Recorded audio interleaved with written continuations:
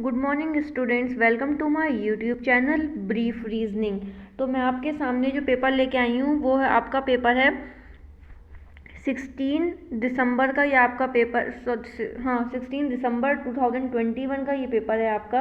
अगर आप लोग इंटरेस्टेड हैं तो मैं ये सारे पेपर्स दोबारा से आपको एक बार और करा देती हूँ, जैसे कि आप लोग आगे प्रिपरेशन करेंगे, क्योंकि सारे पेपर्स हो सकता है हर जगह ना मिले, तो मैंने सोचा कि आप लोगों को करा देती हूँ। प्रिपरेशन करेंगे आप लोग तो आपको आसानी रहेगी कि आप लोग इससे भी काफ़ी ज़्यादा प्रैक्टिस कर सकते हैं, क्योंकि एक महीना आपका पेपर चला था तो काफ़ी सारे आपके पास पेपर्स कलेक्ट हो जाएंगे। मैं CDP, EVS, Hindi, English and maths का मैं आपको सारे पेपर्स कराऊंगी, या फिर टाइम होगा तो पेपर 2 भी मैं आपके सारे ही करा दूंगी।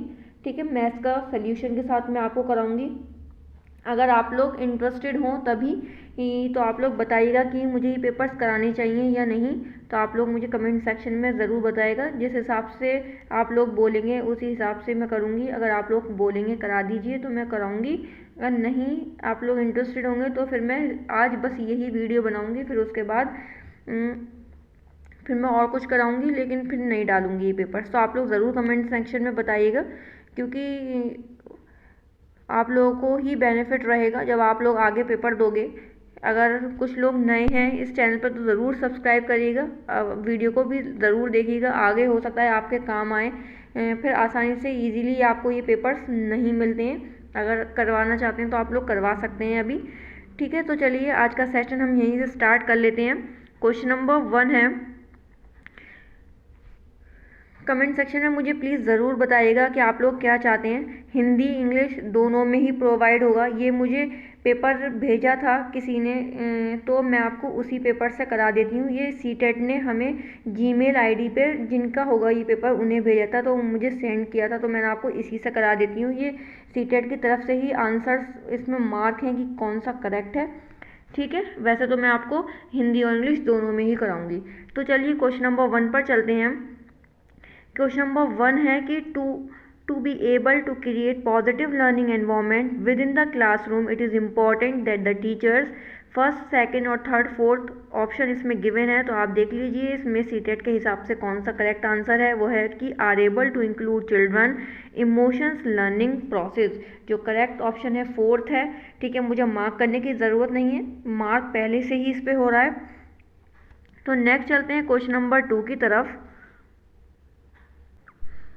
क्वेश्चन नंबर 2 देख लेते हैं कि according to Vygotsky the zone of proximal development should be used for. तो ये किसके लिए यूज़ किया गया है according to Vygotsky? Teaching and assessment. Option number 1 आपका इसमें ग्रीन कलर से मार्क है, तो ये ऑप्शन बिल्कुल ठीक है। और ये मैं अपनी तरफ से नहीं बता रही हूँ, CTET की जिन बच्चों की ने चेक कर लिया है उनका जीमेल ID पे उन्हें भेजा गया होगा, तो उन्हें पता होगा कि ये CTET की तरफ से ही आंसर की आपकी चेक होकर आई है। ठीक है, या मैं किसी का इसमें आपको मार्क्स नहीं दिखाऊंगी, ना रोल नंबर, ना कुछ भी नहीं दिखेगा। आप लोग इंटरेस्टेड हो, आप लोग भेजना चाहें तो ये दे सकते हैं। ठीक है, नेक्स्ट चलते हैं क्वेश्चन नंबर 3 की तरफ। क्वेश्चन नंबर 3 है कि अ stage theory of development explicitly emphasises which of the following principles. तो उसका करेक्ट ऑप्शन हो जाएगा डिसकंटिन्यूटी ऑफ डेवलपमेंट। नेक्स्ट चलते हैं क्वेश्चन नंबर 4 की तरफ कि it is often argued that rewards may not be the best method of motivating learner because कि they decrease intrinsic motivation. Intrinsic motivation जो है वो डिक्रीज हो जाता है इसकी वजह से। चलिए क्वेश्चन नंबर 5 की तरफ चलते हैं कि good problem solvers often have which set of the following characteristic. तो इसका हो जाएगा क्रिएटिविटी, लैक ऑफ रिस्पॉन्स है, डाइवर्जेंट थिंकिंग। ऑप्शन नंबर 1 आपका बिल्कुल करेक्ट है। नेक्स्ट चलते हैं क्वेश्चन नंबर 6 की तरफ कि it is important that the teachers does not segregate children into fixed group based upon intelligence question IQ age. तो करेक्ट है कि the concept of IQ is not stable, it also leads to labelling of children. Option number 2।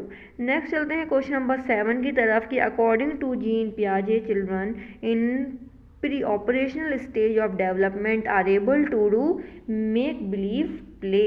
ठीक है, option number 3। Next चलते हैं question number 8 की तरफ। Question number 8 है कि cognitive engagement of children with in a constructive classroom will be facilitated bye. तो उसका करेक्ट ऑप्शन हो जाएगा फर्स्ट सेकंड थर्ड फोर्थ तो आपको ऑप्शन दे रखे हैं, उसमें से आपका first second and third, first second और थर्ड, फोर्थ जो ऑप्शन है वो करेक्ट नहीं है। तो ए फर्स्ट सेकंड थर्ड आपको जहाँ ऑप्शन दिखेगा वो बिल्कुल ठीक है, तो ऑप्शन नंबर थर्ड पर। नेक्स्ट चलते हैं क्वेश्चन नंबर 9 की तरफ कि शिक्षिका के विद्यार्थियों की खासकर सुविधा वंचित वर्ग की सफलता एवं असफलता के बारे में विचार अक्सर उनके सीखने व अभिप्रेरणा को प्रभावित करते हैं। इस संदर्भ में निम्न में से कौन सा कथन सही है? तो आपको सही कथन बताना है। सही ऑप्शन इसमें कौन सा है कि शिक्षक की अपेक्षा बच्चों को सीखने को बेहद प्रभावित करती है। ये आपका बिल्कुल करेक्ट ऑप्शन है 9 का, ऑप्शन नंबर 1। नेक्स्ट चलते हैं क्वेश्चन नंबर 10 की तरफ कि a teacher gives a half-done example to child while teaching a particular concept according to Lewandowski. Which of the following strategies in the teacher using? तो correct option है इसके folding.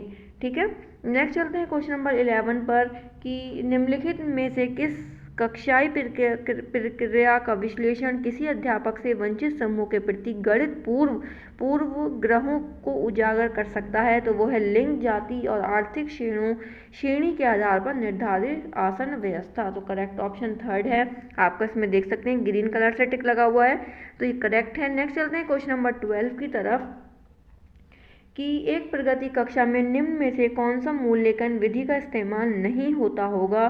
तो कौन सा विधि का इस्तेमाल नहीं होता है? तो वो केवल मानक निर्देशित मूल्यांकन पर आश्रय। तो ये गलत है आपका, इसमें नहीं होता का पूछा गया था। ठीक है, नेक्स्ट चलते हैं क्वेश्चन नंबर 13 की तरफ कि कक्षा में परिचर्चा के दौरान क्या एक शिक्षक और विद्यार्थी गलत उत्तर सही करने चाहिए? तो आपको बताना है कि नहीं, बच्चों को अभिव्यक्ति करने के लिए प्रोत्साहित करना चाहिए बिना गलत होने के भय के। ठीक है, करेक्ट ऑप्शन आपका बिल्कुल फोर्थ बिल्कुल सही है। नेक्स्ट चलते हैं क्वेश्चन नंबर 14 की तरफ कि ये कक्षा में बच्चों के असफलता के भय को दूर क्यों ज़रूरी है? तो इसका करेक्ट ऑप्शन आप लोग देख सकते हैं कि असफलता और त्रुटियां बच्चों के अधिगम का स्वाभाविक हिस्सा है। नेक्स्ट चलते हैं क्वेश्चन नंबर 15 की तरफ कि निम्न में से कौन से कारकों द्वारा विद्यालयों के बच्चों का अधिगम में जुड़ाव प्रभावित होता है? तो इसमें 4 ऑप्शन दे रखे हैं कि पारिवारिक समाजीकरण, समकक्षी संबंधों, सांस्कृतिक मूल्य या बच्चों का आत्मसम्मान। तो करेक्ट ऑप्शन ये चारों ही करेक्ट हैं, first second third and fourth बिल्कुल करेक्ट हैं, तो ऑप्शन नंबर थर्ड। नेक्स्ट चलते हैं क्वेश्चन नंबर 16 की तरफ कि एक समावेशी का संख्या में एक विषय बाधित विद्यार्थी की शिक्षा हेतु निम्न में से कौन सी रणनीति प्रभावी नहीं होगी? तो वो होगी संप्रेषण हेतु मुख्य मौखिक माध्यम पे आश्रित रहना, ऑप्शन नंबर 2। नेक्स्ट चलते हैं क्वेश्चन नंबर 17 पर कि निम्न में से कौन सा प्रश्न बच्चों में विवेचनात्मक चिंतन को बढ़ावा देने का उदाहरण है? करेक्ट ऑप्शन है थर्ड, इसमें आपका ये दिया हुआ नहीं है, एक मिनट आप लोग रुक जाइए, मैं देखती हूँ। तो इसका ये जो ऑप्शन है वो इसमें शो नहीं हो रहा। अगर मुझे ये पता चला तो मैं आपको इसका थर्ड का ऑप्शन मैं आपको क्वेश्चन नंबर 17 का कमेंट बॉक्स में पिन कर दूंगी। ठीक है, तो नेक्स्ट चलते हैं क्वेश्चन नंबर 18 पर। इसका जो भी होगा वो थर्ड करेक्ट होगा, तो मैं वो आपको कमेंट सेक्शन में आपका ज़रूर पिन कर दूंगी, ध्यान से। ठीक है, नेक्स्ट चलते हैं क्वेश्चन नंबर 18 की तरफ कि निम्न में से कौन सा कथन व्यक्ति के विकास की प्रक्रिया के बारे में सही है? आपको सही बताना है कि कौन सा है व्यक्ति के विकास की प्रक्रिया में सांस्कृतिक विविधताएं होती हैं। ठीक है, ऑप्शन नंबर थर्ड। नेक्स्ट चलते हैं क्वेश्चन नंबर 19 की तरफ कि a young child can engage in symbolic play but cannot as yet takes perspective of another person and become easily upset by events he or she cannot control. Which of the following stages given by the Jean Piaget applies to the child level of development? तो उसका correct चला जाएगा pre operational, मतलब option number 1। Next चलते हैं question number 20 पर। Question number 20 है कि to be relevant and meaningful a concept needs to be linked with the social context of the child life, option number 4।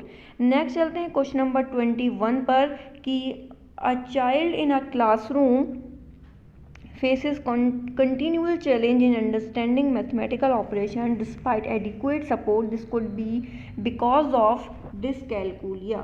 ठीक है, ऑप्शन नंबर 2। नेक्स्ट चलते हैं question number 22 की तरफ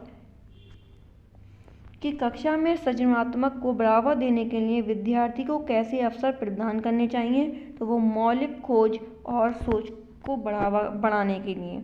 ठीक है, नेक्स्ट चलते हैं क्वेश्चन नंबर 23 पर कि वंचित और हाशिए पर स्थित समूह की भाषा संस्कृति को स्कूली पाठ्यक्रम में समावेशित करने का एक अध्यापक की क्या सुनिश्चित कर सकता है। तो वो कर सकता है शिक्षा में साम्यता। Option number 4। नेक्स्ट चलते हैं क्वेश्चन नंबर 24 पर कि man generally think with their heads and women with their heart this statement reflects. तो ये किसको रिफ्लेक्ट कर रहा है? जेंडर स्टीरियोटाइप को कर रहा है। Option number 4। नेक्स्ट चलते हैं क्वेश्चन नंबर 25 की तरफ। क्वेश्चन नंबर 25 है कि the two word utterances often used by young children between 1.5 to 2.5 years of age are called।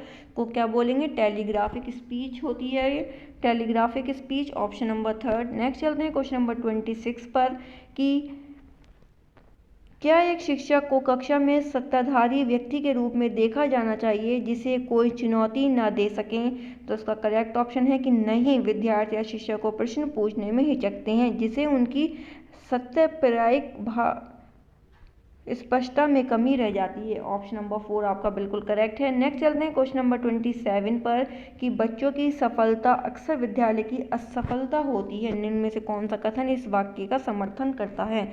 तो बताइए, इसमें भी ऑप्शन नंबर 2 नहीं दिया हुआ है।